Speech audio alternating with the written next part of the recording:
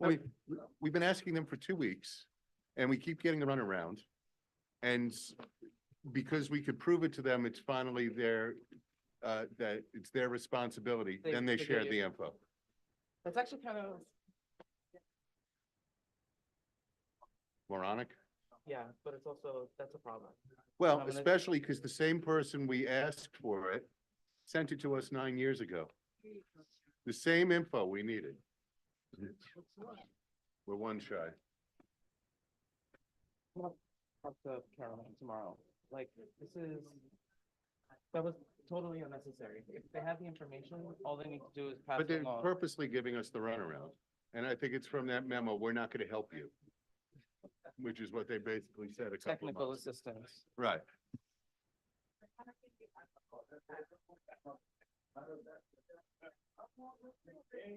One more, come on. I think we'll be okay. I No, think John we is will. on his way. Okay. He's running late. Wait, John, Pontilis. oh, okay.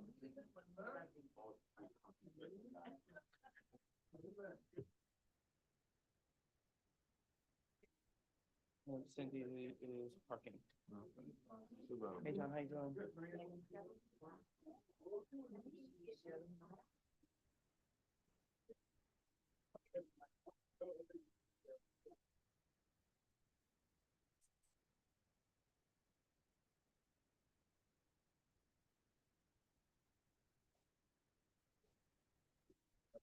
Anybody ever? Well, we don't have the usual circumstances. Right. This meeting, so my goal is that it'll.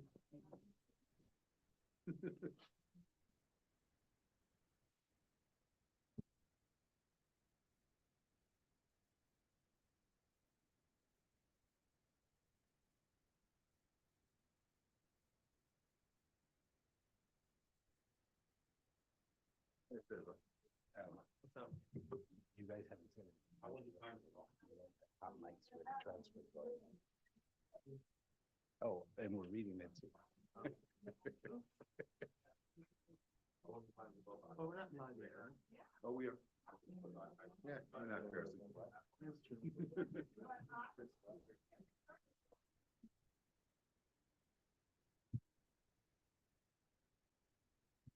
Well, I'll do that publicly. I don't have a problem with that. I paid someone.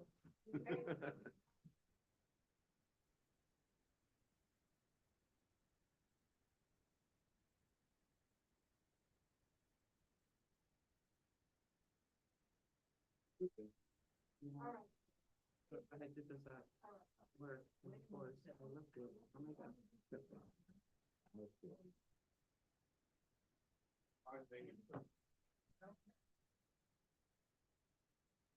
Mel, I'm gonna reach out to you next week. I wanna revisit the sign. I wanna get rid of anything that says Brooklyn Public Library. And John McSquarham. Hero. No, come on. There should be a cash prize for the person who comes in, starting next week. You're a million bucks now. Oh, I guess I can start the wedding, huh?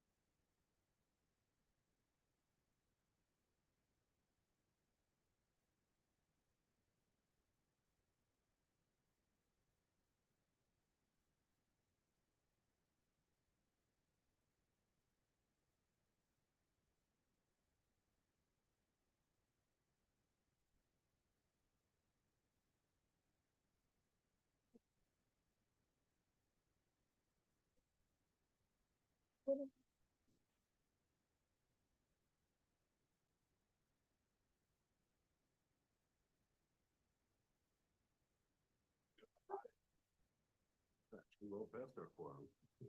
About 3 people. Cindy?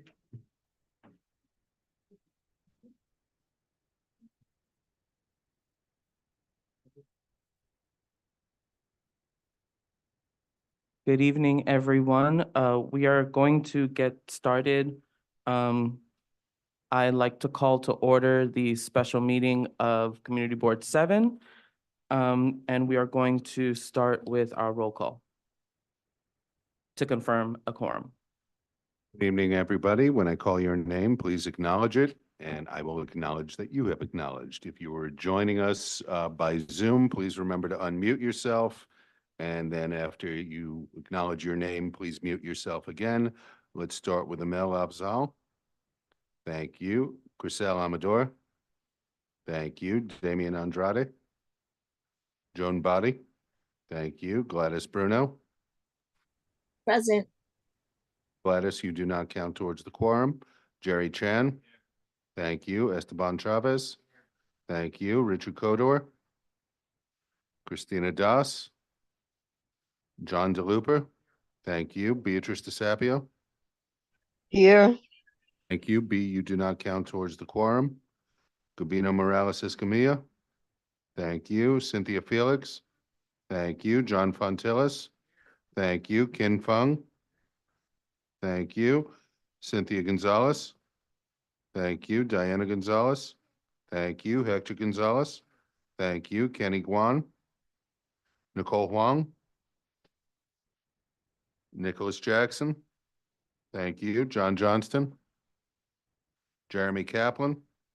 Thank you. Beverly Kleinman. Thank you. Wyco. Thank you. Barbara Lee. Thank you. Christina Lem. Thank you. Angie Lau. Paul Mack. Thank you. Antoinette Martinez. Marilyn Melman. Thank you. Rosie Moda. Jamie Nelson. Julio Pena III. Present. Thank you. Karen Rolnick. Thank you. Joanna Romero. Patricia Ruiz. Tamara Santiago. Sam Sierra. Thank you. Ryan Smith. Kalina Sorma. Thank you. Victor Swinton. Thank you. Cindy Vandenbosch. Thank you. Katie Walsh. Thank you. Cesar Zuniga. Thank you. Jamie Nelson. Thank you. Patricia Ruiz. Thank you.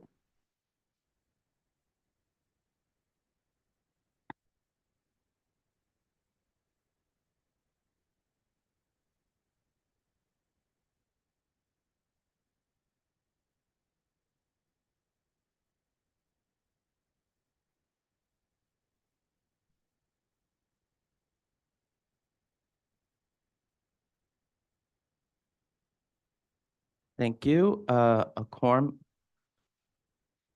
Mara Santiago. Thank you. Angie Lau. Thank you. Thank you, everyone. A quorum has been established.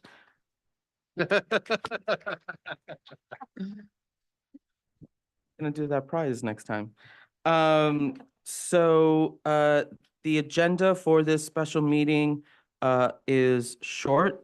We have public comment on the committee report of January 10th, joint committee meeting for the City of Yes proposals, followed by the committee report, and which hopefully will also follow a vote and adjournment.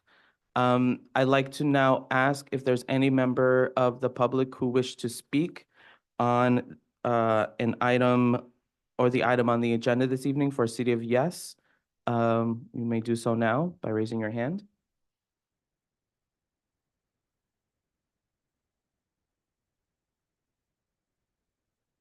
One last time, any members of the public who wish to speak on the City of Yes proposal on the agenda this evening, you may raise your hand.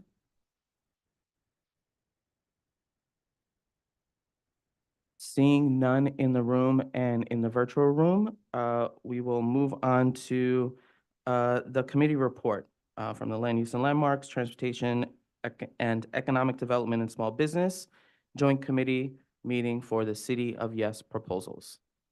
And I will turn it over to the chairs of the and vice chairs of the meetings. Hey, everybody, thanks for coming tonight. I want to actually first start off with extending a great level of thanks to Diana Gonzalez and to Katie Walsh, Damaris Santiago, and especially John DeLuper, who put together the meeting minutes that you all have read by now and have taken a very in-depth view of everything we're going to talk about tonight. So that being said, I just a couple of introductory notes. Oh, I'm John Fontillis, Vice Chair of Land Use. Okay. We've only had 2 zoning resolutions in the entire history of the city. One in 1916, which was actually when the Equitable Building was built downtown, and essentially blotted out the sun for a lot of downtown Lower Manhattan. So we came back with this idea about wedding cakes and how buildings should step back from the street. Second time we did it was in 1961. And we were so mod and contemporary at the time, we decided that we would have giant buildings in a giant park, right? All the housing units that were built in the 60s, were built away from the street. There was no kind of street frontage. Essentially, it was a whole mindset of creating living in space and park area. Now that we've reached 2024, the city in its great wisdom has decided that they really want to tweak the entire zoning resolution. As you know, it's 1,600 pages. I think you have a copy in the office, and it's like 4 giant binders, or actually now more, in terms of all this data that tell people how they can use their land and what can go on the land in terms of use, and as well as building height and bulk. Now they've decided to take a third chance at trying to tweak all the data. So a lot of the things that we're going to talk about tonight are part of this second piece of the City of Yes proposal. The first piece we talked about last year, that was about sustainability. A lot of those things we didn't have really an issue with, those making buildings more sustainable and more energy efficient. This second piece that we'll talk about tonight is called City of Yes for Economic Opportunity. A lot of these, honestly, are just tweaks that have just been sitting on the books. They've always wanted to change some of these small things. So they decided to wrap it up in a big bow and call it, the City of Yes for Economic Opportunity. The third piece, which has just come out for review, and I think we need to actually schedule some meetings to review it, is City of Yes for Housing Opportunity. I think it's called HO.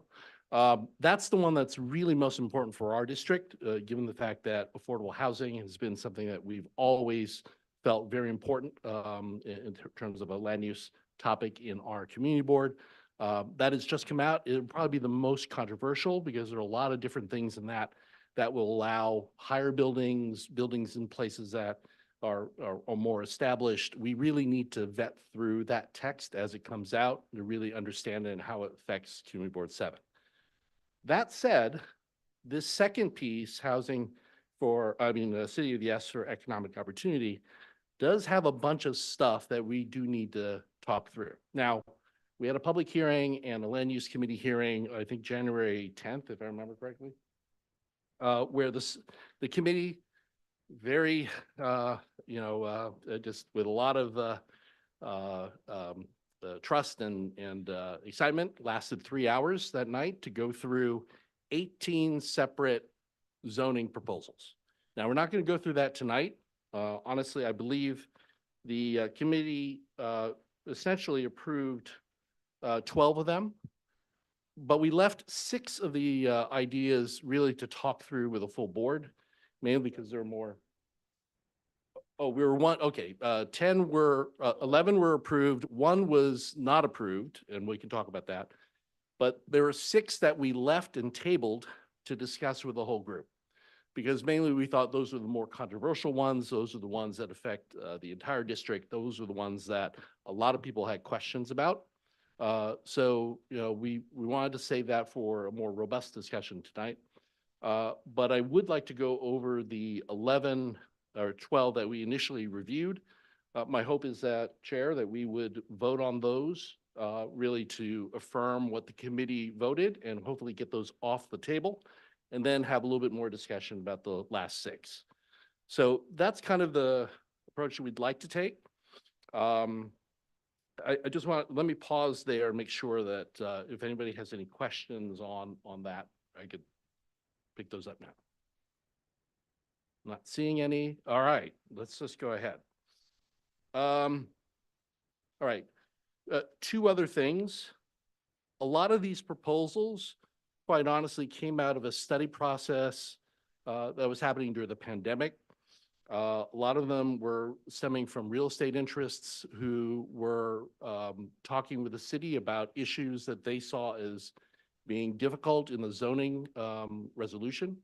A lot of those issues also related to the kind of wasteland that was happening in leasing that was going on. A lot of empty storefronts, a lot of areas that were laying fallow during the pandemic, not necessarily related to CB7.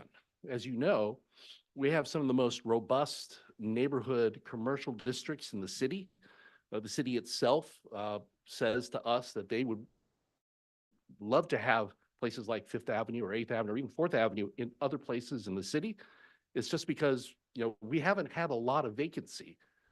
However, this City of Yes for Economic Opportunity was kind of written to resolve a lot of things that are happening in other places in the city. A lot of storefronts that are empty in Manhattan, a lot of stuff in the outer boroughs. We don't particularly have that, mainly because we're much more cohesive. We have a much more consistent urban design.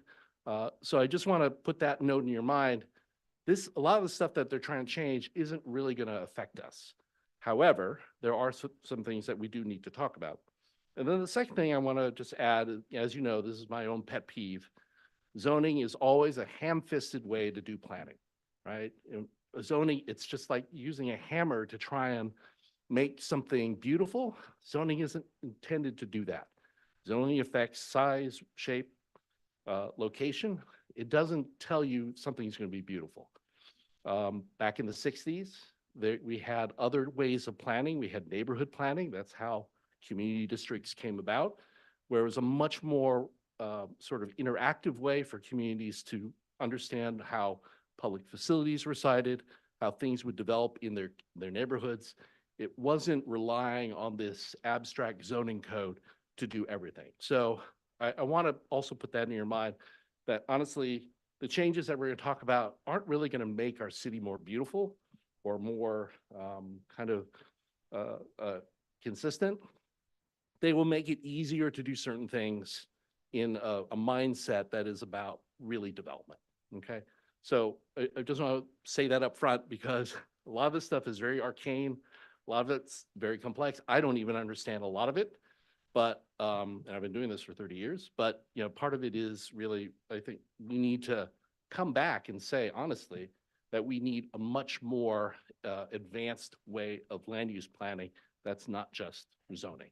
Okay, all right. So without further ado, let me just go through the 12 things that we talked about. So the first item, and I'm sorry, I don't have any visual aids, but hopefully you can follow along in the minutes. The first item was to allow vacant storefronts in residential and historic districts to re-tenant their space. Current regulations don't allow a storefront to be re-tenanted as a storefront if it's been vacant for 2 years. So they wanted to basically say, you know, you have a storefront there, although it hasn't had a tenant for 2 years, we can relax that. If a tenant wants to go back in, we can allow that. So essentially it removes this time limit on re-tenanting a storefront space that's pre-existing. The committee voted yes on that. We felt that that seemed a right thing to do. Number 2, simplify rules for business types allowed on commercial streets. Right now, the district is divided up, or the zoning regulations are dividing up uses that are in a commercial 1 district, C1 versus C2. And those distinctions essentially come back to this whole list of uses that was developed in the 1960s. For example, I think the thing that we're talking about, a bike rental shop could be on one side of the street, but not on the other side of the street. Whereas a bike repair shop could be on the opposite side of the street, could be on the opposite side of the street. So the idea that there's this dividing line in the middle of the street for varying uses that are very small in type. They wanted to actually just sort of resolve that and say that the street itself, you could have the same uses on either side for the C1, C2 district. So the idea that the committee talked about it and we voted yes on that. Number 3, expand opportunities for small scale clean production. Right now, production, such as making things like a bakery, dressmaking, tailoring, hat making, jewelry, though that's allowed in commercial districts. But other things that have production aspects to it are not allowed in commercial districts. And for some reason, I don't have the other things. I guess actually I meant bakeries are not allowed in commercial districts now. They're allowed in manufacturing districts, M districts, you know, just like we have here on 3rd Avenue. They're not allowed if you have a home baking facility. You want to make cakes for people in your neighborhood. You can't do that legally on this side of 4th Avenue because we live in either commercial area, which is this street, or a residential district up the street.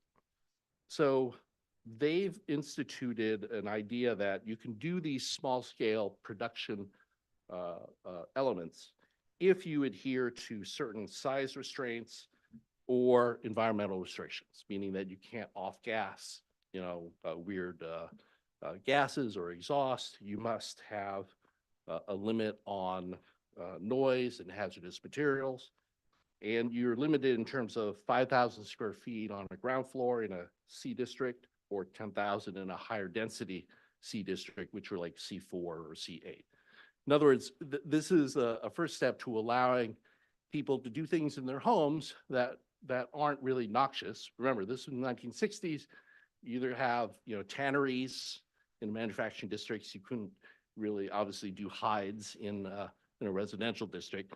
But, you know, these are the small things that we've done, like jewelry making, bakeries, things that people can make a living with that are classified as production, making things. But the idea that you could do that with some restrictions in residential districts, and commercial districts, as long as that you adhere to the rules.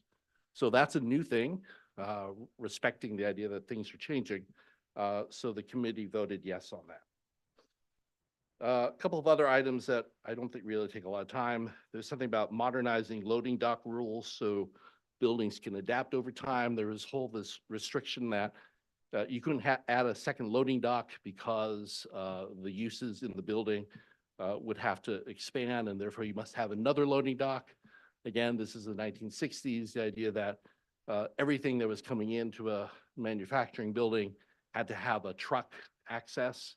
But as you know, a lot of buildings have been converted. You know, people are working on computers up in the building. You don't really need a lot of loading docks nowadays, although there are some requirements here. But the idea is that if you're a knowledge worker or doing a lot of the buildings, say at Industry City or even in our own industrial district, if you're not using heavy manufacturing and doing sort of either information work or light industrial, you don't need to add yet another loading dock. So that was looked at by the committee and we voted yes.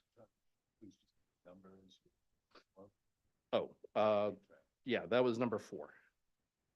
Number 5, this is the one that we voted no on. This was to enable commercial activity on upper floors.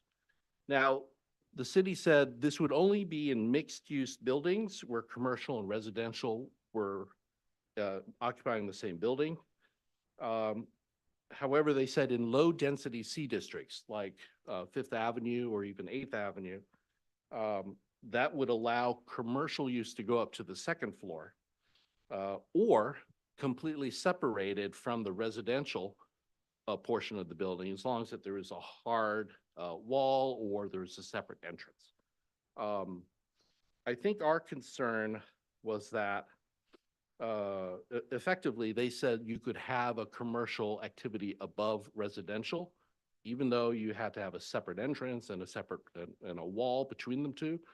But the idea that you could have, say, in Chinatown, a grocery store could expand up 2nd floor, higher floor, and still have people living in the back It seemed a little odd for us. And you could even imagine here on Fifth Avenue, people living underneath a commercial activity.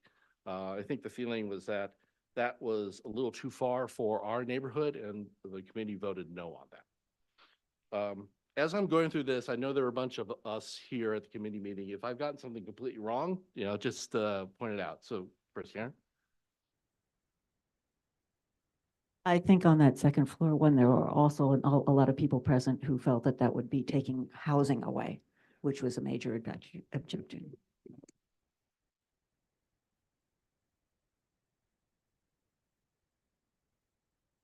And just to add quickly to that housing, it's that, Fifth Avenue has a lot of rent stabilized apartments.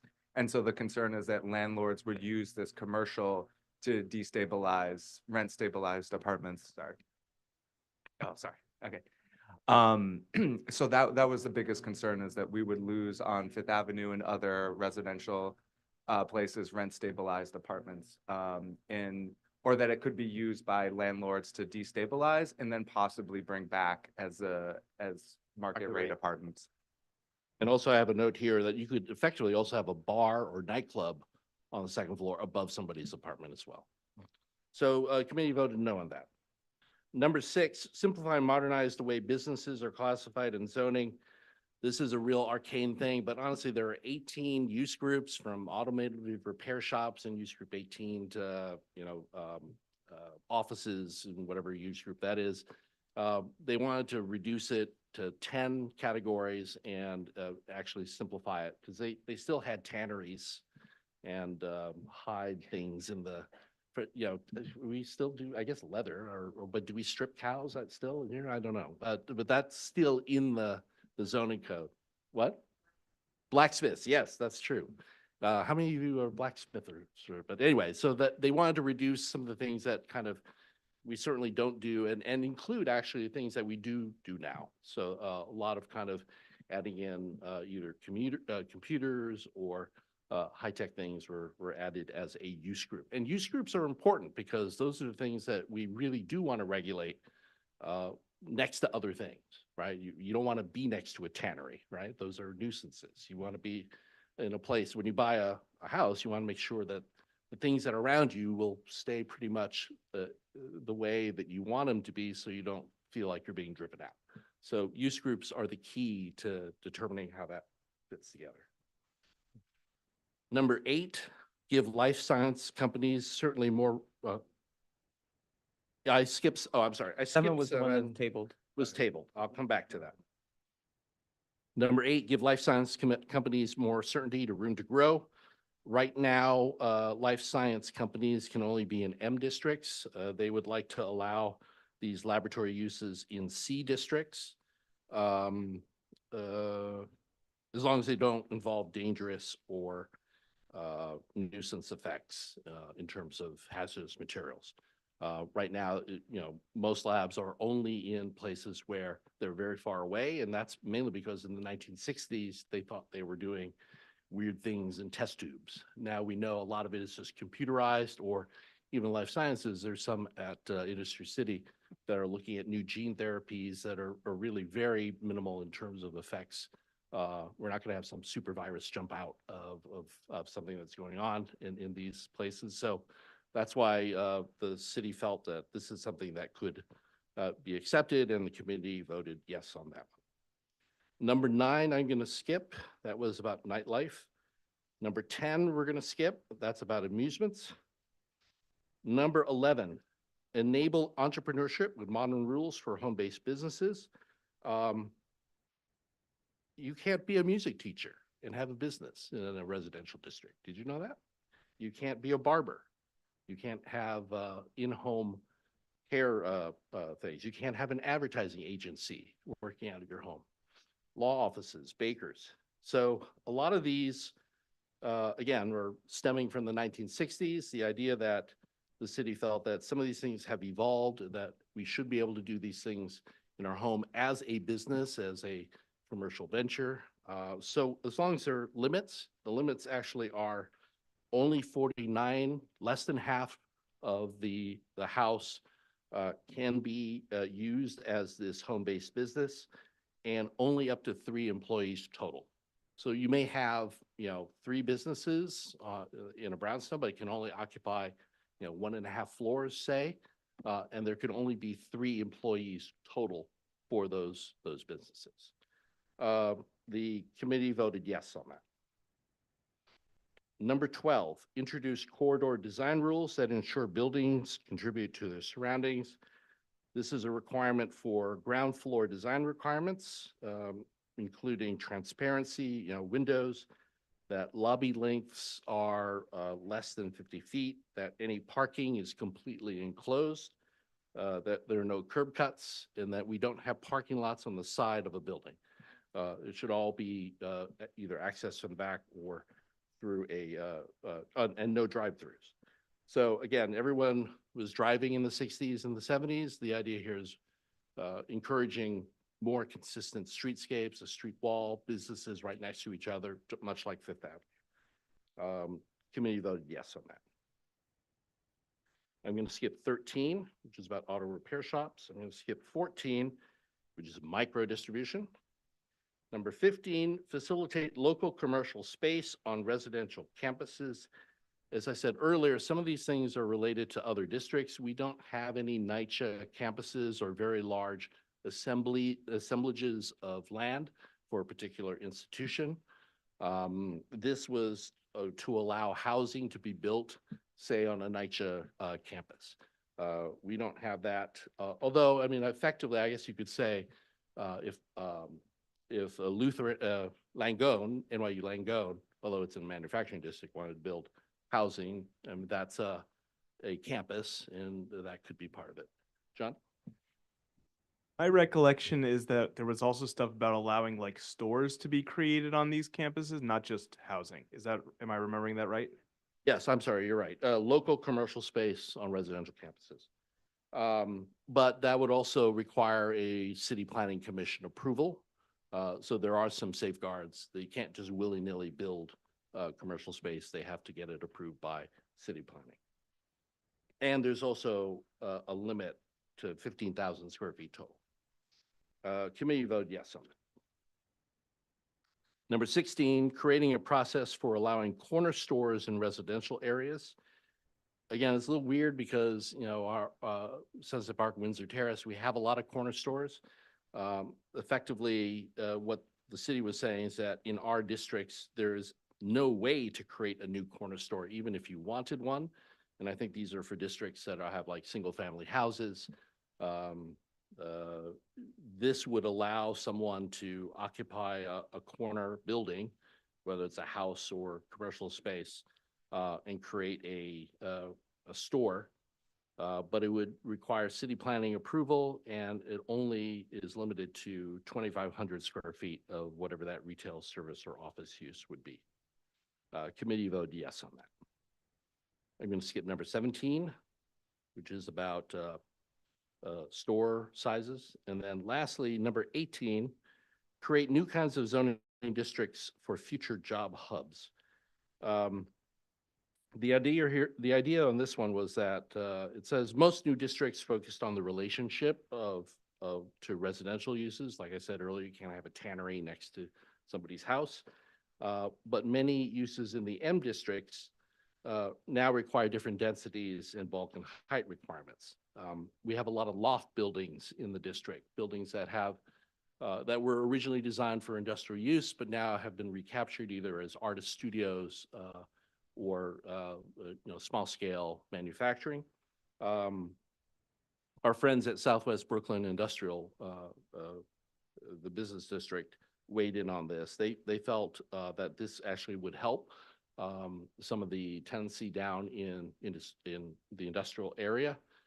So they were in favor for this, but they had a couple of tweaks that we will add onto our response. And I think the letter was attached to the meeting minutes, so you can read that as well. So the committee voted yes on that. So let me pause there. I know I went through those pretty quickly. I hope you had read the minutes. I don't think there was a lot of discussion about these items. I think they went through pretty quickly. So unless, I'll just pause there if anybody has any questions about it. Before we go into questions, I just wanted to clarify and make sure everyone knows. These came out of the committee, which had quorum. So the motion that we will vote on imminently is supporting proposals 1, 2, 3, 4, 6, 8, 11, 12, 15, 16, 18, and opposing proposal number 5. So with that, is there any discussion from John's amazing synopsis? Cindy V? Great work, guys. This is amazing that you did this in one meeting, or a couple meetings. But question about proposal 11, with the home-based businesses, with the size being 3 employees, is that 3 employees per business or 3 employees physically on site? So it could be a bigger business, but you have a couple of people that are doing part of the work in an apartment. Like, did they sort of indicate whether it was the total number of employees that the business has On the site. or on the site? Okay, thanks, that's great. I mean, think of it as, if you have a brownstone, let's say 3 stories tall, only 49% of it, maybe the front half of the parlor floor and all of the basement level, I mean, the ground floor level could be used as your business. The rest of it has to be maintained as either residential, and you can only have total 3 people involved in that commercial use. Any other questions? Jeremy? And then Angie. I have a question about the campus, the NYCHA housing, specifically because I think we're seeing right now, Fulton Houses in Chelsea is about to be demolished. And Eric Adams is pushing a mixed use, replacement for this. This restriction basically says, you said it's only 15,000 square feet for just a commercial use. Would that be, does that mean on empty property on the campus, or could that be on NYCHA housing, like that they would take down NYCHA housing and replace it with a commercial use? I believe the intent was that it would be in the open area on a NYCHA campus. Obviously, if they took down a housing development, that would, we all know that would cause a huge uproar. I understand what's happening in Fulton. Essentially, I think the city just ceded that to some developer. Yeah, Hudson Yards developer. So I'm wondering also, so I guess I'd have to look at more of the stipulations for it, but it's clearly in reference to NYCHA housing and to allowing commercial. Well, it's stated as, and I apologize, it's not actually residential space. It's facilitating local commercial space, meaning businesses or stores, on residential campuses. That the assumption is that they've been master planned to create a large format campus, which has its own restrictions. I mean, large scale campuses can only do certain things, and they have their own like independent zoning things. But this was to add stores in those places because right now they can't have them in the residential area. Still trigger a ULURP process? No, I think it's not a ULURP, it's a modified sort of city planning approval. Essentially the person who's proposing the stores would go to city planning with their proposal, and the city planning would say yay or nay. Okay, that's a little disconcerting, actually. Understood. Angie? If you can just use a microphone, thank you. This is like relevant, so if it's not a good time for procedural questions, let me know. This is super informative, thank you. I'm just wondering, like, what is the procedural meaning of us not like opposing one of these? What happens to that proposal after that? Because there are 18 of them, quite honestly, we talked a little bit about with how to, and Jeremy, how to figure out how to put this through. I will tell you, most of the community boards are looking at this whole 18-point proposal up or down, right? I myself think there are a lot of good things in here because there are things that have just been sitting on the books that really should come out. And honestly, the whole use thing is actually a good thing. If we can reflect what we have today and get rid of the stuff that we don't do anymore, just because it's just, we can't really have something that's 60 years old planning what our land use things are. I think if we can approve that, that's a really great thing. And some of the other things I think are really recognizing how we live our lives today. So the idea was that we could go through these 12 items relatively simply. The committee heard through most of the discussion. We had 2 presentations from city planning. Our hope is the board would accept that the committee really did a deep dive and has provided some answers to those 12. The 6 that we will talk about are much more controversial. So, we can all vote no on the committee's recommendations as well if we want to. But I didn't want anyone to think that we were going to throw the baby out with the bathwater. I think we have thought through each one of these items. The 6 that we will talk about a little later, I think, are the most controversial ones. Katie?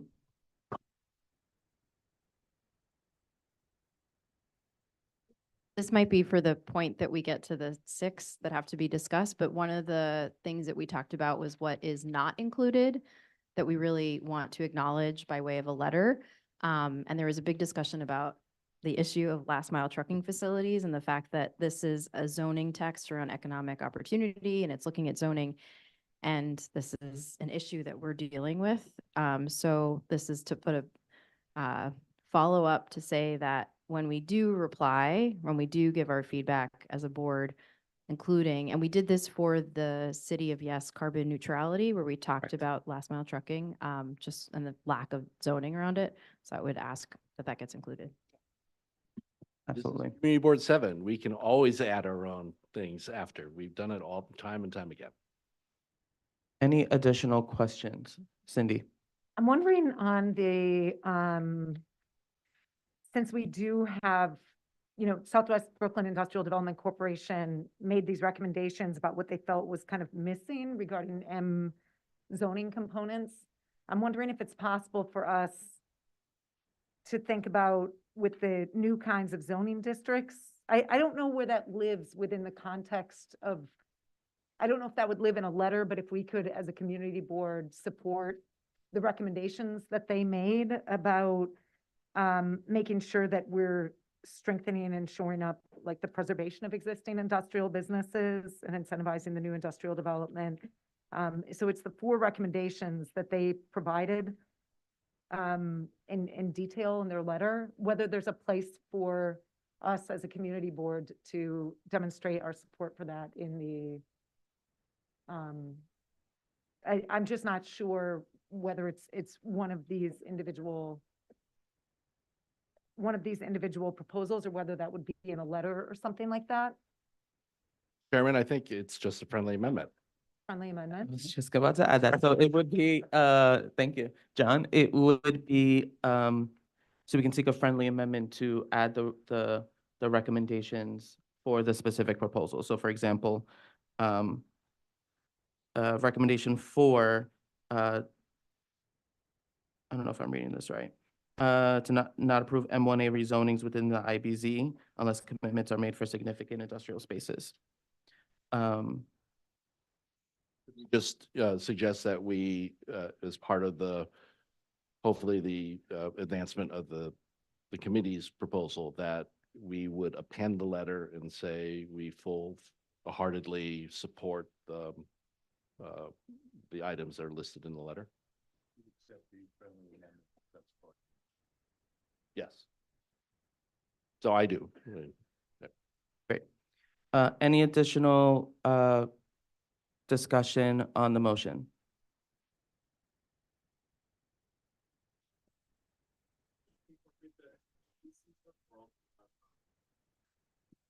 The last mile trucking is a different item that's still going to be discussed. Bring that back up when we do the other one. So the motion is to I want to make sure I reiterate this, is to support proposals 1, 2, 3, 4, 6, 8, 11, 12, 15, 16, 18. Oppose proposal 5. And we'll do 5 separate. And with the amendments to incorporate the recommendations by SBIDC. And we have one additional question from Jeremy.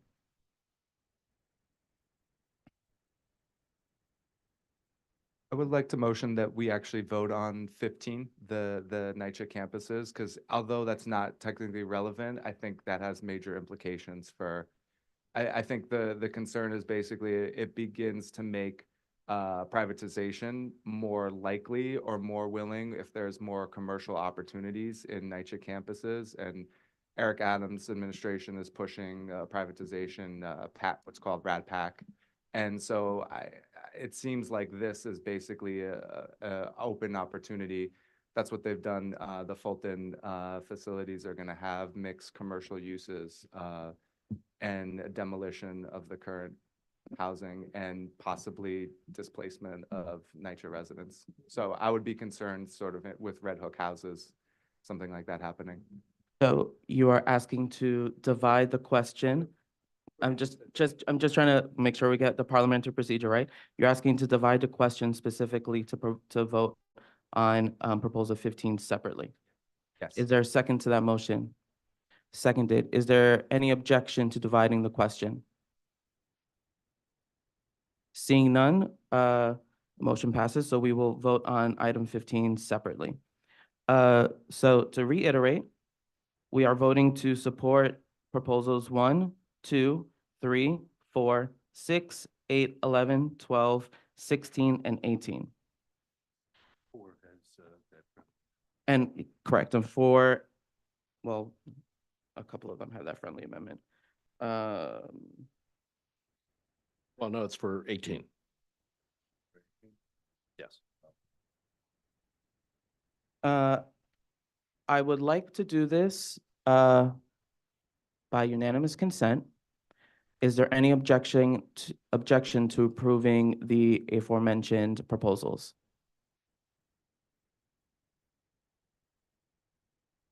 Hearing or seeing none, proposals 1, 2, 3, 4, 6, 8, 11, 12, 16, and 18 have been approved. I'd like to now vote on supporting proposal 15, which was divided from the previous question. That is to facilitate local commercial space on residential campuses. Angie? Sure. I think maybe I wasn't clear. I just want to know, since we're voting on these, that seems like there's more contention about, like, what is the meaning of the board opposing? If we vote to oppose and we send a letter saying that we oppose those proposals, what is the difference between us supporting, like the procedural difference for that proposal between if it gets the board's support or not? So Not the official word or the 7 word?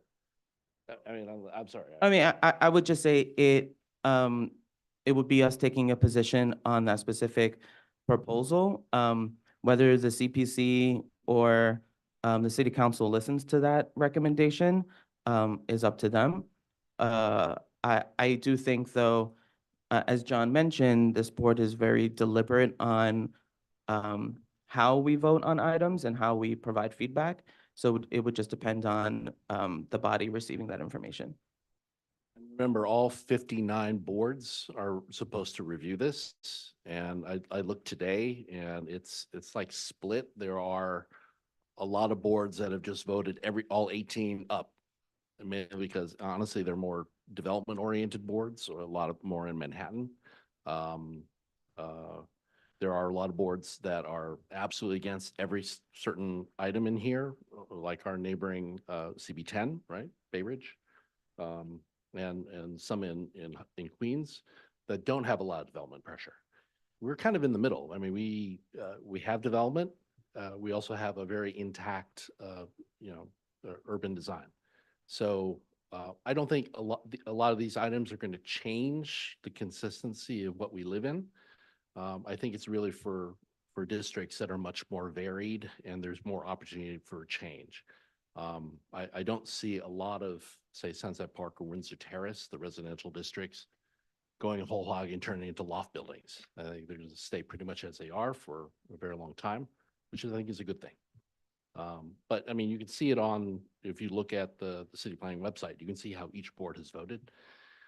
I will say there are very few boards, and I think there's only one other that are taking this approach and looking at every single entity, every single item separately. But again, this is CB7, this is what we do, right? So I would like to vote on proposal 15, facilitate local commercial space on residential campuses. I would like to do this by a hand vote. So if you are in favor of the approving proposal 15, please raise your hand.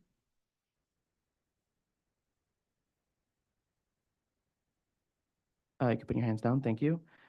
If you are not in favor of approving proposal 15, please raise your hand. Keep your hand up until I say your name. Diana Gonzalez, Antoinette Martinez, John Fontillis, Joanna Romero, Antoinette, Jeremy Kaplan, Katie Walsh, Barbara Lee. I don't see anybody online. Did I miss anybody? Don't think so. 7 opposed. The motion passes. I would like to now vote on proposal 5, which the committee recommended we do not adopt. So opposing proposal 5. Enabling commercial activity on upper floors. Thank you. I would like to do this proposal by unanimous consent. Is there any objection to opposing proposal 5? Seeing or hearing none, the motion passes. So we are not approving option 5. And now to our tabled proposals, 7, 9, 10, 13, 14, and 17. All right, I'm going to try and do this relatively quickly. Number 7, which is clarify rules to permit indoor agriculture. As we know right now, commercial districts can only allow agriculture outdoors. The zoning change would be to allow indoor agriculture in commercial districts. And I think the concern that we had as a committee was that cannabis also is part of that. Unfortunately, agriculture is this very kind of messy, there's no real clear definition, although the city did come back, I'm sorry, apologize. City did come back and said that, well, essentially what they basically said, they booted it up to the state, because essentially the state is the one that decides where a cannabis shop can open or close. The problem is, as you know, a lot of stores are just opening up willy-nilly in violation of state licensing. You know, where we were concerned, the committee was concerned by the intersection of the two, that land use, if you think of it just as completely separate, maybe it's a good thing to be able to grow things in your house or in a commercial district. But when it comes to having sort of the pot farms inside, that may be just a step too far. Cynthia, I mean, doing questions on this one? Cindy? Oh, So cannabis, you currently, under the cannabis regulations, you could grow cannabis in your house, as well as in commercial districts. So I think it's just getting a clear definition that they're doing it legally under OCM. Maybe if we could add an amendment to that, to just say that, because you're right, there are illegal people doing it, but if they apply for a agricultural license, they are allowed to do it. As well as right now, a regular person could grow up to 12 plants in their home. And that's permitted. Actually, let me, For personal use, but commercial use is now also allowed. well, this was the city's response because we asked the question, what defines agriculture? And they said agricultural uses include greenhouses, plant nurseries, truck gardens, a garden where vegetables are raised for market. However, this change does not change city or state regulations regarding agricultural cultivation in New York City. For example, invasive species that New York State Department of Environmental Conservation prohibits would remain prohibited. So essentially, they defer back to the state, but I think the committee's concern was that it might be an invitation to increase the, cultivation of indoor farms that we might not like if you live next door to a guy's doing. And go one. Question is about fire safety. I don't think that came up. If I remember correctly, I think the idea was that, it's really, noxious uses. I don't know if the plant gave a weird odor or, I mean, it had to be under the nuisance law, not progressive across. AV and then Jerry. So I just have a question about whether, and we may not have an answer to this, but whether agritech was part of that, since there are companies that are developing technologies where you can grow like plant vegetables that'll be used by a chef in a restaurant or something like that, or, that, did they say was there anything in the definition, or it's just whatever this state defines, like whether that would fall under? Like, that's a growing thing right now, agritech in New York City. There's a lot of businesses doing that. I'm just wondering. The only note I have is that right now, commercially, you can only, florists and plant shops have to be outdoors. And any agriculture also has to be outdoors. This would allow agriculture indoors, whether it's indoor farming or aquaponic, also in residential districts. Got it. Okay. And so this, I remember when Greenwood Cemetery said that they wouldn't be able to, for example, sell flowers because of some regulatory thing. It sounds like this is one of those, this is like one of the barriers potentially. Yeah, with the florists. Right, right. A lot of restaurants want to grow their own herbs. Okay, okay. Okay, all right, thank you. Oh, I think that was one of the issues. I'm trying to find the actual text. Let me just, give me a second. That's where a lot of things are moving, so. Okay, I'll quickly do this. The proposal would clarify enclosure rules for commercial districts on what activities can occur outdoors and indoors. Zoning requires commercial activity in agriculture to be indoor in commercial districts, with exceptions for situations like table service, serving windows, and agriculture, which is required to be outdoors. Current zoning can make it difficult for businesses to understand or to comply with the enclosure requirement. For example, florists and plant shops face ambiguity on whether they can have an outdoor component of their business within the zoning lot. The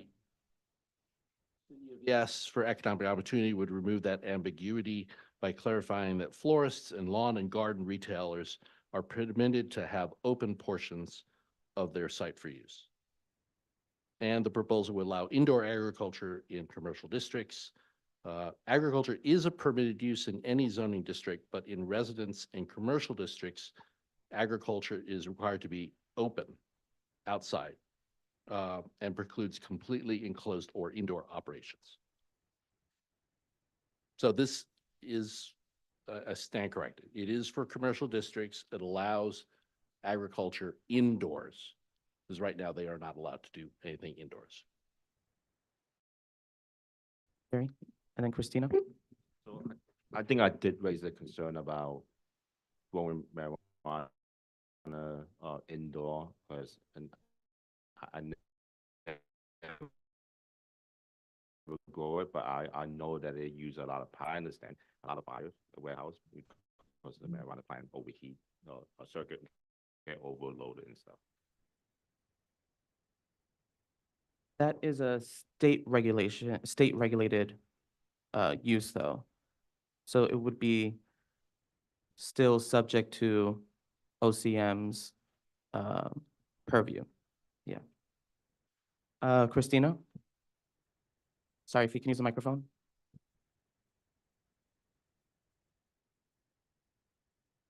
Thank you. Clarification question. Isn't proposal 7 about clarifying indoor rules? So won't it just lead to further discussion? Sorry, clarify indoor. Proposal 7 is about clarifying indoor rules. Won't it just lead to further discussion, Further discussion of, what these rules will be? No, it would allow agriculture to take place in indoor spaces.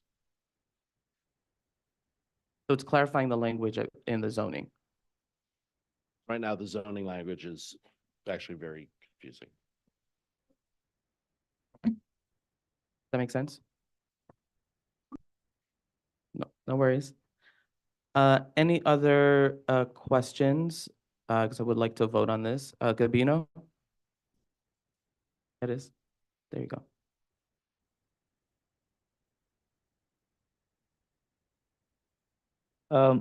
I do want to speak for proposal 7 about indoor agriculture. So it's fine that we're gonna support this, I believe, because we could support agricultural.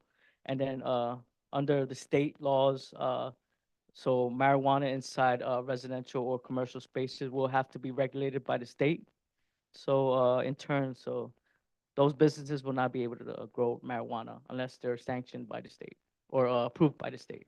Correct. So agricultural herbs and stuff like that for restaurants would be a good thing. So under the state laws, these locations will not be able to grow marijuana unless they have licenses.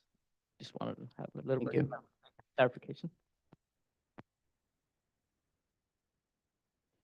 No, we're only talking about commercial. Since this was tabled by the committee, I would like to entertain a motion to approve proposal 7. Nobody's made a motion yet. Motioned by Sam Sierra, seconded by Karen. And I would like to do this by a hand vote.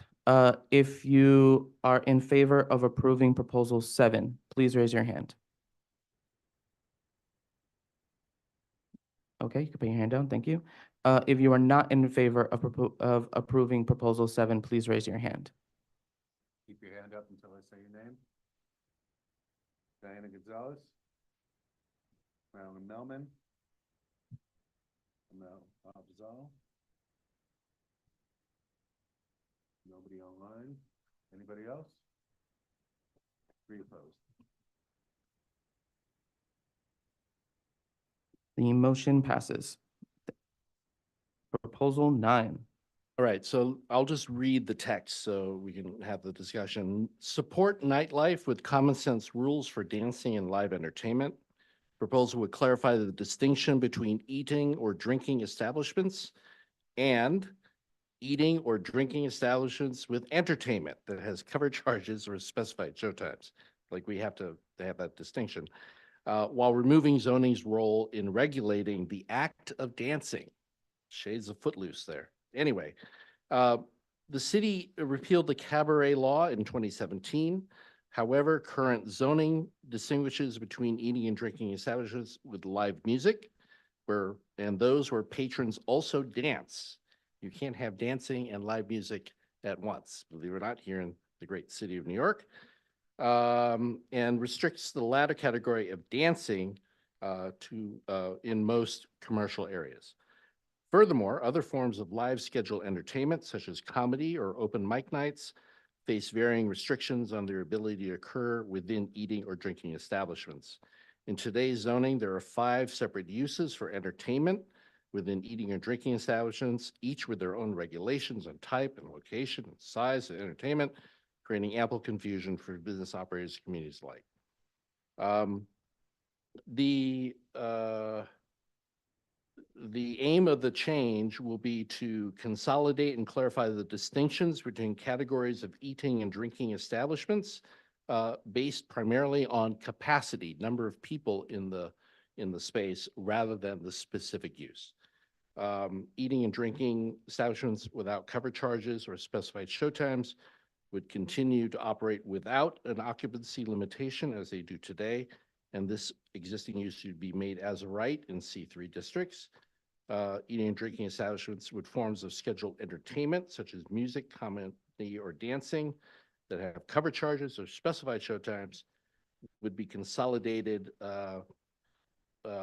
into one use. And in C1 to C3 districts such as Fifth Avenue, these businesses would be limited to the pre-existing capacity limitation of 200 persons or fewer. And this would also allow venues over 200 people to be allowed only in the C5 districts, meaning the ones that are more central business oriented rather than neighborhood oriented. There's a lot of other little things, but that's essentially it. They're going to have two categories: less than 200, more than 200. And then taking away this distinction between eating, drinking, and dancing. A question by Cindy. I'm seeing in the, I saw in their presentation that larger nightlife businesses would be allowed in C4 to C8 and M1 to M3. And so much of our district is M1 to M3. And so I'm concerned about the larger nightlife businesses kind of moving into spaces that would otherwise be industrial spaces, creating industrial jobs. So for that reason, I understand the wanting to be able to dance without getting a cabaret license for that.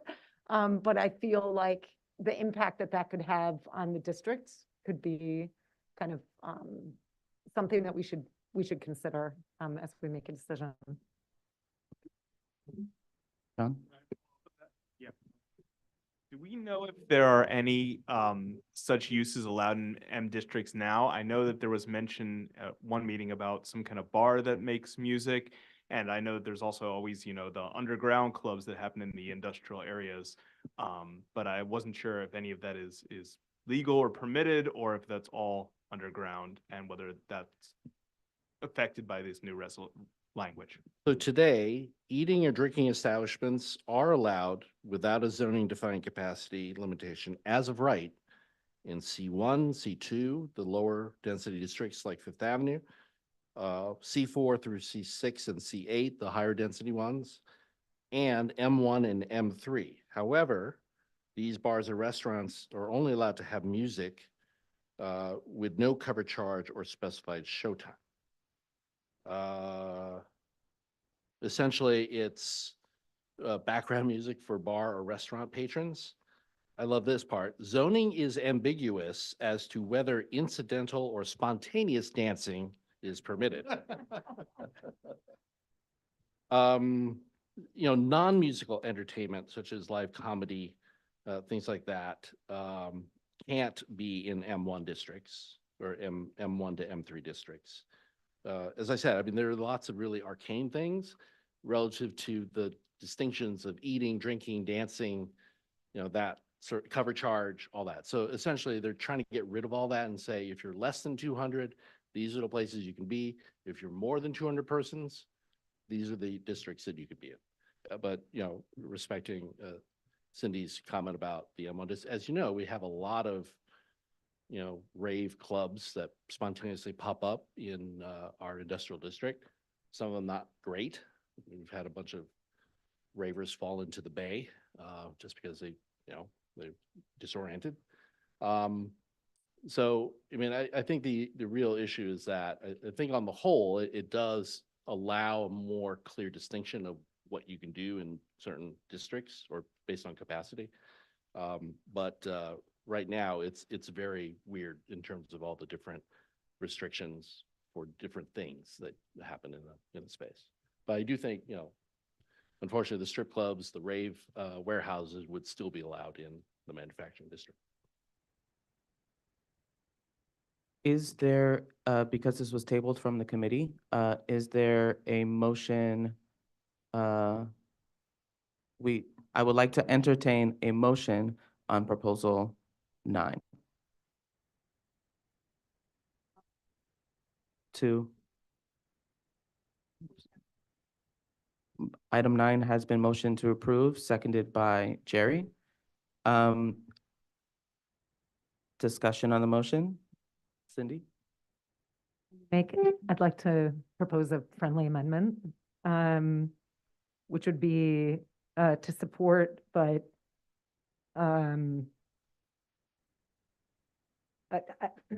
let's see. But yeah, I'm trying to think about how to word this. Because in their presentation, it says larger nightlife businesses would be allowed in M1 to M3. So that means larger nightlife businesses in our district. So I don't know how people feel about that, but so maybe the friendly amendment should be like without that provision or without that component. So to allow it in C1, C2, C3, Oh, if C4? it's over 200, it would be C4, C5, C6. So then to approve with the exception of C4, C5, C6. Well, the re- wait, I just No, the friendly amendment is to. Clarifying. Is to accept the proposal as written, except eliminate the M districts. well, it's not necessarily, it's, I guess, I'm sorry, like the thing that I have a question about is this larger nightlife businesses would be allowed in M1 to M3.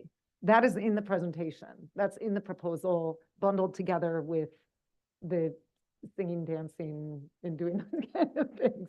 So I guess my question is, could we have a friendly amendment where we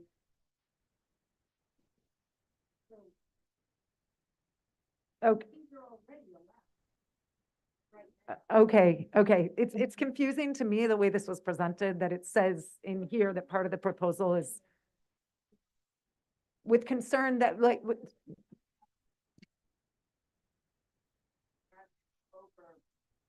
500, they have to come before.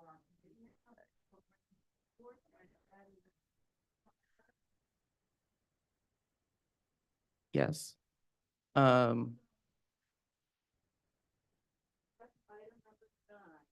With the caveat that places above an occupancy. We can't hear. I was going to repeat it, but go ahead. What should the number be, Cindy, that occupancy? Above 200? Above 200 is the. Okay, so let's make a resolution to accept proposal number 3, 9. 9. Proposal number 9 with the caveat that with an occupancy level of 200 or more, they come before the community board. Since you were the original maker of the motion, I would certainly hope so. I would like to move this to a vote. Well, it was already seconded by Jerry. And then she friendly amended her own motion, which I think may be a first. I would like to do this by a hand vote. If you are in favor of approving proposal 9 with Karen's amendment or Karen's recommendation, please raise your hand. Okay, please put your hands down. If you are not in favor of approving proposal 9, please raise your hand. Keep your hand up, please, until I call your name.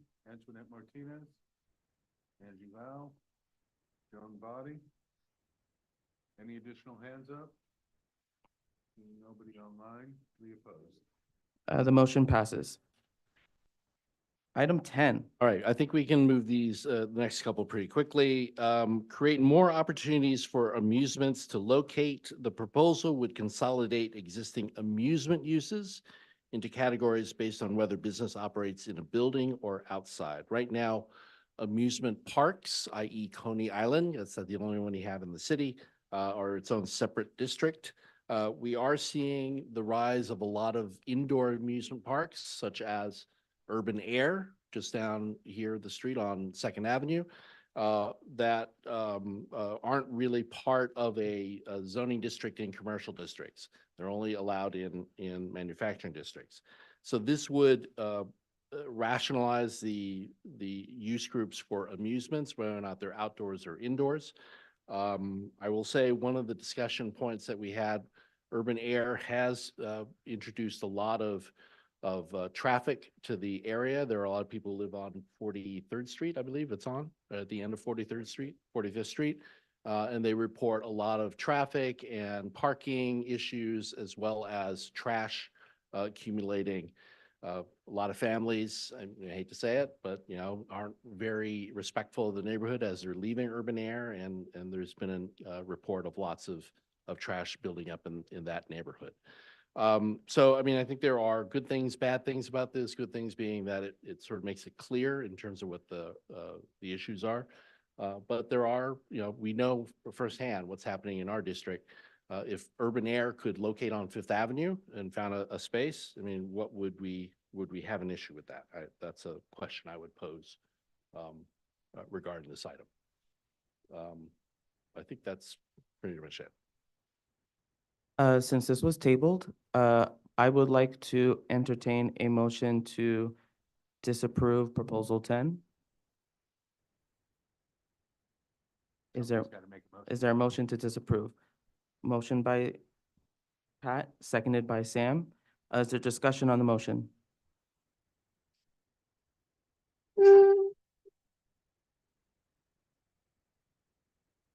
I think that some of these amusement centers, I mean, they're not all urban air, and some of them can be useful to families, places, indoor playgrounds and so forth. And I think that, can I put a friendly amendment to that anyone that would have more than 200 occupancy come before the board or something along those lines, so that we don't have these huge, enormous places coming. So your amendment is to subject businesses with 200 or more occupancy to be subject to ULURP-like approval? Okay, well, You could put it's a conditions, disapproval unless kind of thing. Since the motion was made by Pat, do you accept the friendly amendment? Okay. Antoinette and then Jerry. You got one. No, what I wanted to mention is that for this proposal in particular, I think it came about because there are developers that are looking to put like Vegas type rides and hotels in Manhattan. So I just wanted to add that as a comment. And then also and then of course, what is it, urban air as a concern, but I think this is also focused towards more of that in Manhattan and in places like that. Thank you. Jerry?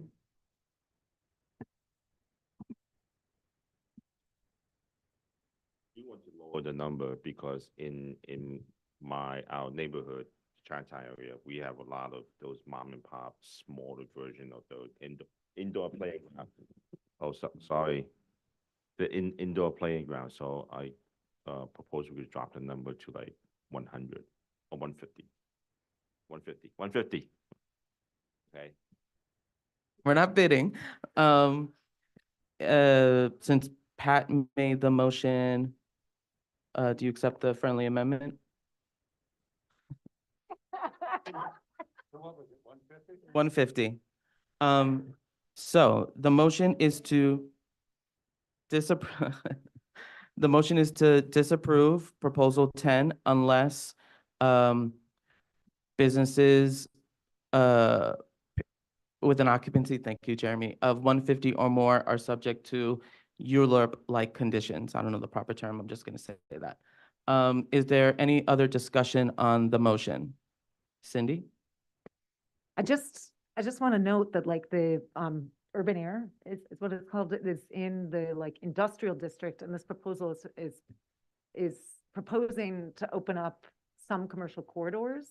which could take some pressure off of having like an entertainment venue in an industrial district, which might be part of the problem right now.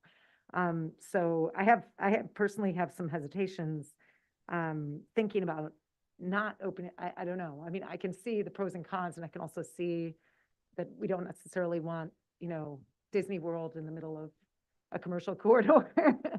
But I can also see the sensibility in this. So anyway, I guess I'm expressing my hesitation with regard to the board's position. Or the proposed motion. Thank you. So to clarify, the motion is to disapprove proposal 10 unless 150 occupancy or more would be subject to community board approval. Thank you, that's better. I would like to do this by a hand vote. If you are in favor of disapproving proposal 10 with the conditions outlaid, please raise your hand.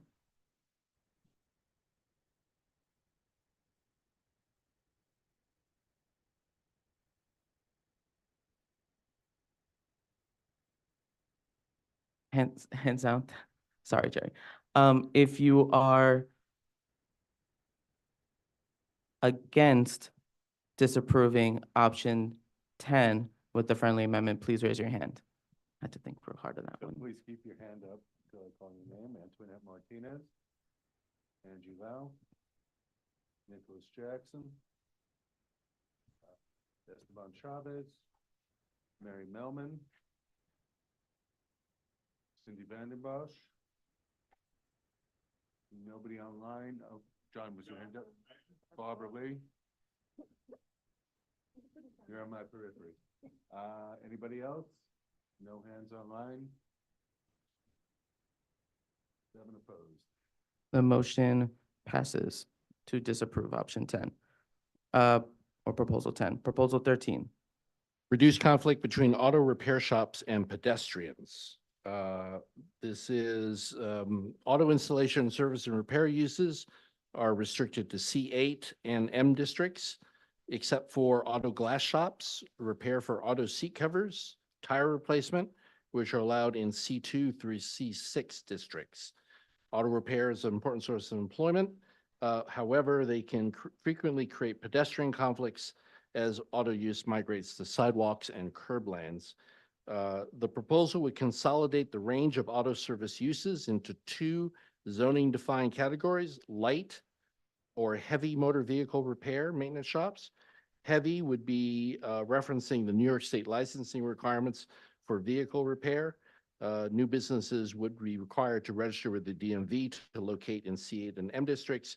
Those repair uses that are not required to register with DMV would be considered light, and they would be able to locate in most commercial districts with a BSA special permit, meaning that they can't just open, they would have to apply to BSA to be allowed to open up. That's the proposal. Is there, excuse me, is there a motion on proposal 13 since this item was tabled? There's no motion. There's no motion on the floor yet. You can put it in your motion. There you go. Then I would motion to approve this, but with a condition that car dealerships be added to this, because city planning clarified that they were not part of this when we asked. Is there a second to that motion? Seconded by Jeremy Kaplan. Is there discussion on the motion? Barbara? Okay, so there is a lot of auto repair stores, shops in my area. And so my area, I guess between 4th and 3rd, is that considered commercial or residential? Because there's houses on that block. We have mixed use. Okay, so I'm just kind of, I'm sorry. The auto repair shops, are those considered to be light if they're in a mixed use area? Because we have a lot of problems with them. Essentially, what, it. what will happen is that right now there is a distinction made by the state. I think if you're doing like tire repair or light tune-ups, that's light. If you're doing major truck repair or engine replacement, that's heavy. Your district is the M district.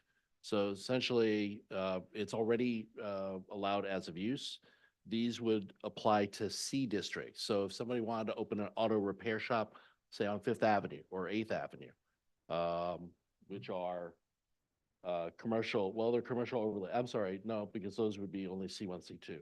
The only place that this would change, oh no, it would be C4. Fifth Avenue is C4. So you could open an auto repair shop on Fifth Avenue. The problem is that you'd have to go to BSA to get the approval, which is pretty much unlikely. But other C districts, yeah, there's a little piece on Fifth Avenue north of 17th Street in our district that this would be allowed. Those are the only two that I see in the area. Now, there's also, as we know, there's a bunch of stuff in by Park Circle. You know, that, as you know, has been spot zone. There have been a bunch of new residential buildings, but primarily that area of Coney Island Avenue near the Circle. A lot of auto repair shops are in that area because that's where it's allowed right now as a C8. Those will probably be maintained. And then just to clarify, if an auto repair shop does want to open, they would be subject to BSA approval, which also includes community board, a vote by the community board, correct? Okay. Karen? If I understand correctly, and I don't know if I agree with this or not, but part of the logic of their doing this was to try and encourage people who needed light auto repair, like a tire plug in Park Slope, would no longer have to drive to Barbara's in my neighborhood to get their tire fixed. They could do it in their own neighborhoods. So I just wanted to put that out there. So the motion is to approve option 13 with the condition that they also include car dealerships, as motioned by John. Jerry, did you have a question? Please come to the microphone. I'd like to make a friendly amendment. Add e-bike repair shop to that list too. To include e-bike repair shops. Higher sidewalk. Are they currently? Have a knowledge of what that current use group is? It's just automotive, yeah. Yeah. So the friendly amendment is to include auto, e-bike repair shops.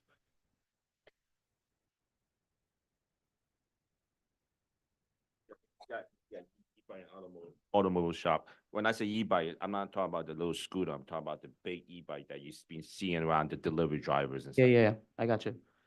John, do you accept? I'd say that, yeah, as e-bike and other automotive or dealer or repair shops, yeah. Got it. So the motion is to approve with the caveat that it include car dealerships and e-bike and other automotive repair shops. I would like to do this by hand vote. If you are in favor of approving proposal 13 with the conditions, please raise your hand.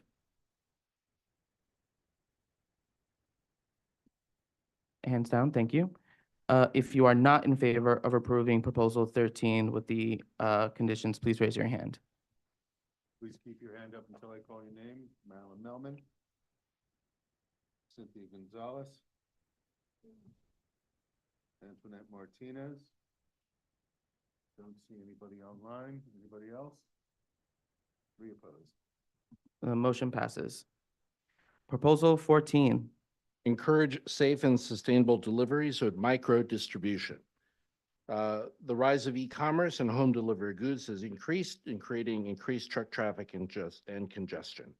The city has established policies of encouraging alternative freight deliveries, including having last mile delivery performed by pedestrian or bicycle traffic. However, zoning does not allow delivery activity in indoor spaces in commercial districts except for online grocery order fulfillment per a 2022 Buildings Zoning Bulletin. As a result, delivery activity, and I'm sure you see it mostly in Manhattan, often occurs on sidewalks. The Amazon truck drops it all off, and there are a bunch of people in Amazon jackets all sort of sorting stuff on the sidewalk, exacerbating truck congestion and leading to conflicts with pedestrians and cyclists. So to better reflect this goal, small-scale distribution centers would be allowed in commercial areas.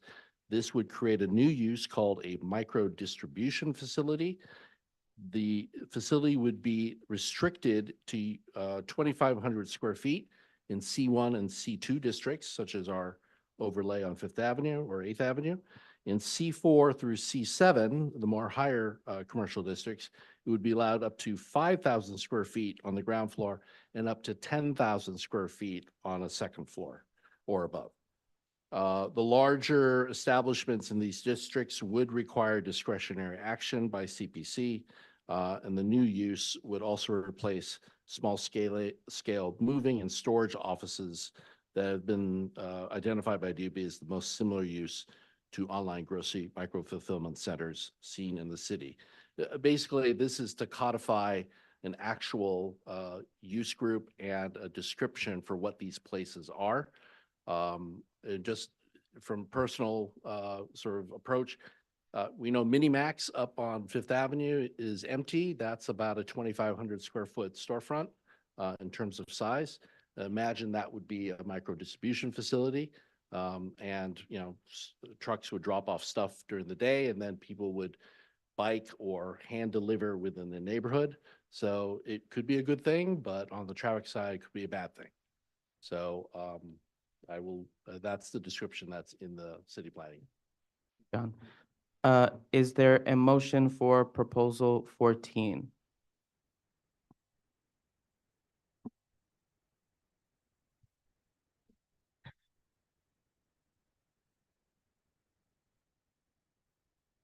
So yours, Microphone in the back? oh, That's not the reason I put it out there.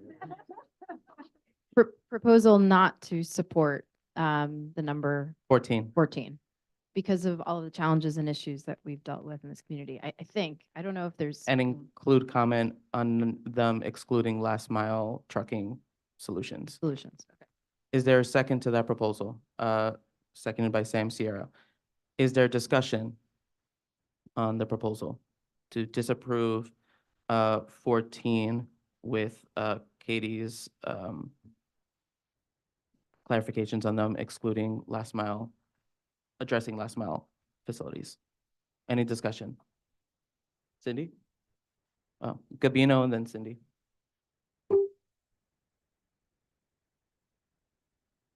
Yes. Yeah, real quick, for Fifth Avenue or for districts or corridors like Fifth Avenue, I would be with, Katie with her disapproval with this, proposal because we need to mitigate, the traffic first in those areas before we, facilitate, micro distribution in those particular areas. Thank you. Cindy, V? Yeah, I guess my like, I understand sort of the direction we're moving in because they're not addressing the last mile trucking in a way. But think about like all the deliveries that go to individual residences versus concentrating deliveries to a micro distribution center where then you could pick up your package or it could be distributed in like a cleaner way. I don't know. I mean, I think this makes a lot of sense, but I also think it's good to make a statement. So anyway, I just wanted to sort of share that perspective that it could make for a like cleaner, greener, reduced sort of vehicular traffic, or does it make it just easier for companies like Amazon to deliver more, even more packages to the district and bring more vehicles here and more packages that way? I don't know. Yeah, just a comment. I agree, Cindy, but I think currently there is no requirement that they be cleaner deliveries. which is also an issue. Helpful, thank you. Barbara, My concern. keep talking. Hello. It'll pick it up. Okay, all right. So my concern is that if we have the distribution, God damn it, distribution place, it might alleviate a lot of the truck traffic from the deliveries and everything on the streets. But then that would be more crazed delivery people on their bikes, zooming back and forth, run. And also possibly getting robbed because they see people on the bikes, know they have deliveries and they rob them. Any other discussion? Cynthia, G? Thank you, John. Keep talking. Angela. Keep talking. It'll I pick just up. want,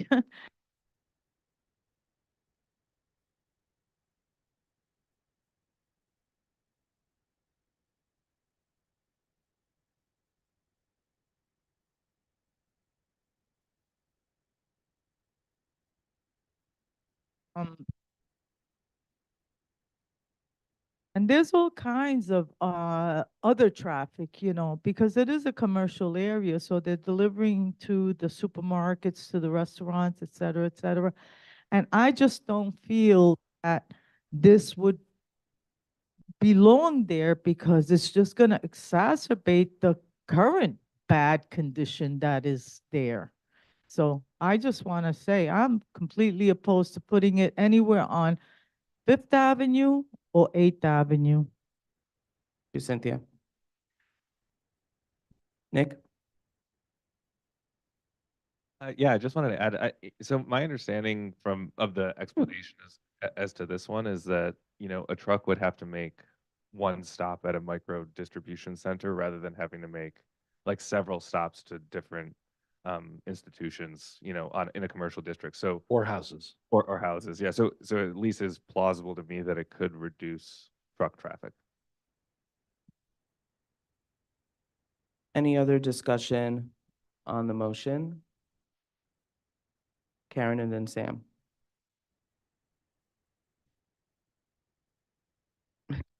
I just wanted to say that the only way we're going to reduce deliveries is to reduce the packages, and people want packages. And so it's just a choice of whether you want a lot of big trucks or more smaller trucks in your neighborhood. And I think these facilities will just allow for smaller vehicles and smaller trucks and bicycles and hand people to deliver the packages more efficiently. Sam? I am going to agree with Cynthia Gonzalez with regard to the havoc that we already have on Fifth Avenue. It's two small lanes. Picture a big box truck, double parked most likely, to deliver their wares to the micro center. So I'm vehemently opposed to something like that. It just makes life a heck of a lot worse, not only for the drivers, but for the people of the community. So Thank you, Sam. I don't feel. So the motion is to disapprove proposal 14. And I would like to do this by a hand vote. If you are in favor of disapproving proposal 14, please raise your hand.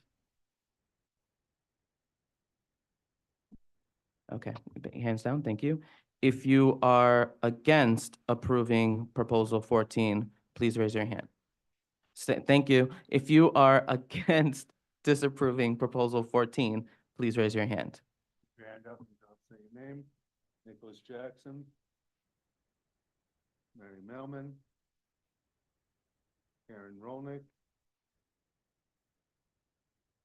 I can't see who it is. Christina Lem.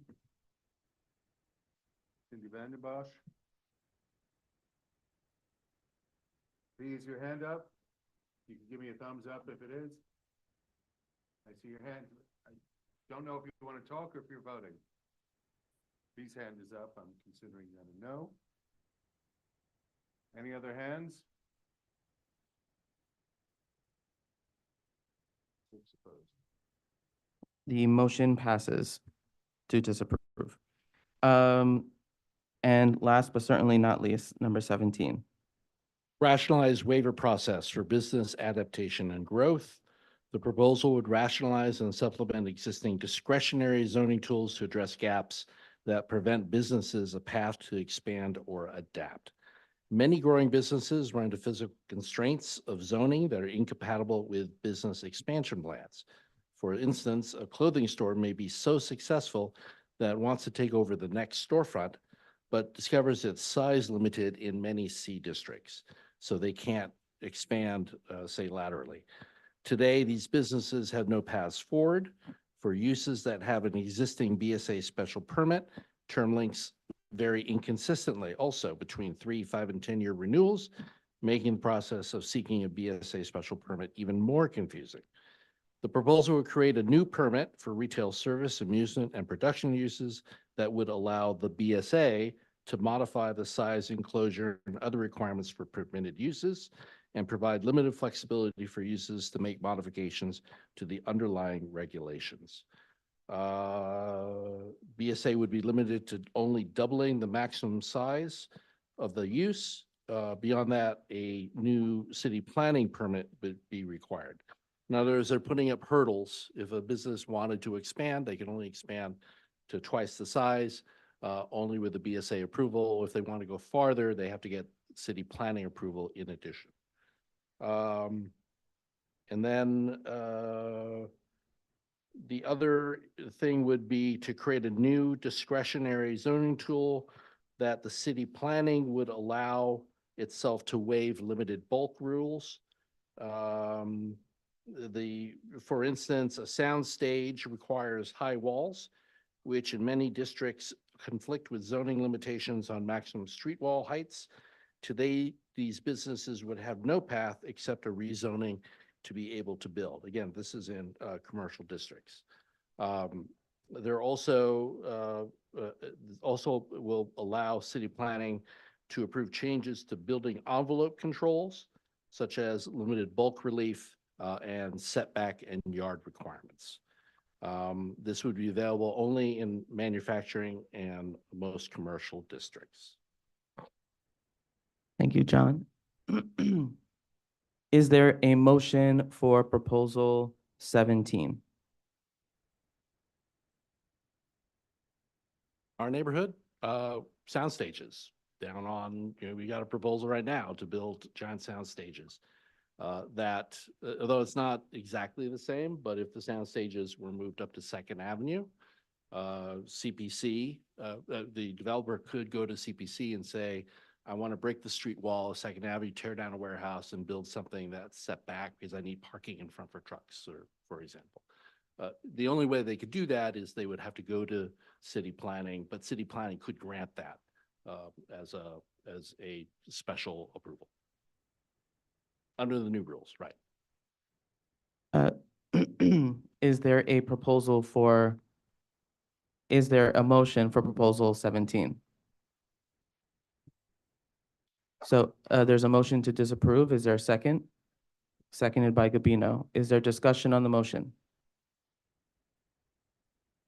We just say for the record, since we don't have Jeremy on camera, that it was Jeremy Kaplan who made the motion. It was Jeremy Kaplan who made the motion, not Jeremy Lawfer, seconded by Gabino. Discussion on the motion. So what's the current process? They would require a ULURP if they wanted to expand? Actually, in the thing that they're trying to fix is there is no opportunity for them to do it. If you're a business, let's say you have an empty storefront next door to you and you're in a C1, C2, my understanding is that you can't just add that next storefront. You have to go to BSA to get the review. And even if BSA approves it, there's like varying different types of terms, 3, 5 year, 10-year terms. It's kind of very scattershot. Hires community input, right? Yes, they asked the board to weigh in. In our experience, that's hit or miss. Sometimes they take our approval seriously. Sometimes they basically say, it's for the greater good that we override the board. Proposal, they would just go straight to DCP. the community board would not be able No, to. they would first go to BSA and the rules would be clarified straight through. Even if they go to city planning, they would still require a board weigh-in. I think it's still, CPC approvals still require the board to review it. But it's not like a ULURP where it's an actual review. It's just advisory. Is there any other discussion on the motion? Okay, so the motion is to disapprove proposal 17. We'll do this with hands one more time. If you are in favor of disapproving proposal 17, please raise your hand.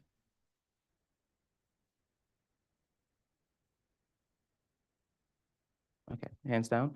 If you are not in favor of disapproving proposal 17, please raise your hand.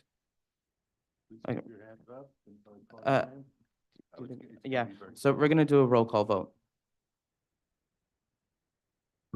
Only one tonight, that's pretty amazing. All right, folks, when I call your name, I will repeat your name once you vote and what your vote is. This is a motion to disapprove, so a yes is to disapprove item 17. Amel Afzal? Yes. Amel Afzal, yes. Grizel Amador? Damian Andrade? Joan Body? Joan Body, no. Gladys Bruno? Yes. Gladys Bruno, yes. Jerry Chan? Jerry Chan, yes. Esteban Chavez? Esteban Chavez, no. Richard Codor? Christina Das? John DeLuper? John DeLuper, no. Beatrice DeSapio? Yes. DeSapio, yes. Gabino Morales Escamilla? Gabino Morales Escamilla, yes. Cynthia Felix? John Fontillis? Yes. John Fontillis, yes. Kin Feng? Kin Feng, yes. Cynthia Gonzalez? Cynthia Gonzalez, no. Diana Gonzalez? Hector Gonzalez? Kenny Guan?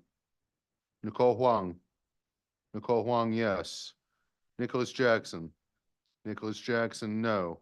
John Johnston? Jeremy Kaplan? Jeremy Kaplan, yes. Beverly Kleiman? Beverly Kleiman, yes. Wyco? Barbara Lee? Barbara Lee, no. Christina Lem? Christina Lem, no. Angie Lau? Paul Mack? Paul Mack, no. Antoinette Martinez? Antoinette Martinez, yes. Marilyn Melman? Marilyn Melman, no. Rosie Moda? Jamie Nelson? Jamie Nelson, no. Julio Pena III? Yes. Julio Pena III, yes. Karen Rolnick? Karen Rolnick, no. Joanna Romero? Patricia Ruiz? Patricia Ruiz, yes. Damaris Santiago? Damaris Santiago, yes. Sam Sierra? Sam Sierra, yes. Ryan Smith? Kalina Sorma? Kalina Sorma, no. Victor Swinton? Victor Swinton, yes. Cindy Vandenbosch? Catherine Walsh? Catherine Walsh, yes. Cesar Zuniga? 17 in favor, 12 opposed, no abstentions. Motion carries. Motion to disapprove carries. Motion to disapprove carries. I want to extend a very big thank you to John. This was, yeah, thank you, John. And I also want to extend a very big thank you to this board for, one, accommodating a special meeting, but also being very thoughtful in our deliberations and discussions. I expect nothing less from this board, and I appreciate everyone very much. With there being no other item on the agenda, this meeting is now adjourned. Have a good night, and please take food And go home. and go home. Or else. Good night, everyone. Good Great night. meeting.